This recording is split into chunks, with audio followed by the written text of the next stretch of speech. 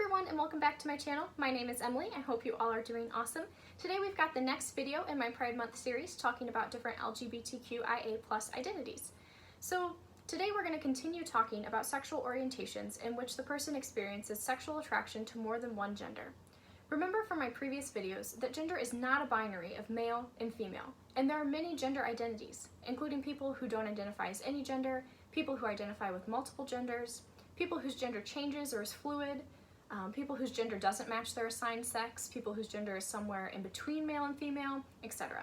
I'll have a future video describing various gender identities and more about what gender identity is later this month, but for now we're going to finish talking about sexual orientations in which the person is sexually attracted to multiple gender identities. So today we're going to be talking about omnisexuality. Omnisexuality is sexual attraction to all genders, but gender still plays a role in the individual's attraction to someone, and there might be a preference for some genders over others. Omnisexual folks aren't necessarily attracted to all genders to the same extent or at the same level, even though they are attracted to all genders. So you might be hearing this sitting there thinking, well, Emily, how is this different than pansexuality? And that's a great question, so let's break it down. Remember yesterday, we talked about pansexuality and defined it as an attraction to all genders regardless of gender. For pansexual people, gender doesn't play a role in their experience of sexual attraction to someone, and they may even describe themselves as being blind to gender. Though omnisexual people are also sexually attracted to all genders, gender does play a role in their sexual attraction. There may be a preference for some genders over others. This means that an omnisexual person may be sexually attracted to all genders, but find themselves most sexually attracted to males and non-binary people, for example. Though they are sexually attracted to all genders, they prefer males and non-binary folks. Pansexual people wouldn't experience that preference. This brings us back to the point I talked about in my polysexual video about the nuances of these labels and respecting people's identities. At first glance, these identities may seem very similar, and it may seem overboard to some people to have so many separate identities to describe sexual attraction to more than one gender. But I'd like to argue that it's very important.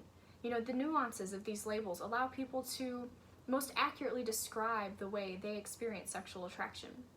They allow them to define their sexual orientation in the greatest level of detail and offer them words to express that attraction in the most detailed, descriptive way possible.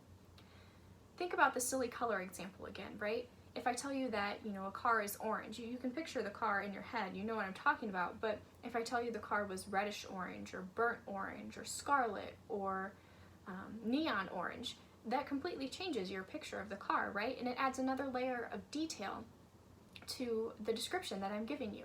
We have these different words to describe different shades of color to help us give the most detailed account of the way we experience color. The same goes for having different labels for different sexual orientations that may seem similar on the surface. Having these different labels allows people to offer the most accurate, detailed, concise description of their sexuality.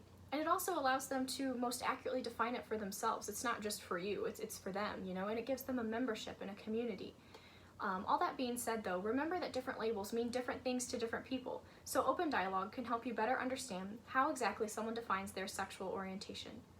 Be sure when you are talking to someone about their sexual orientation, be sure to ask permission to open up a dialogue, making sure that they have the emotional resources that day to have that very personal, maybe even confusing discussion.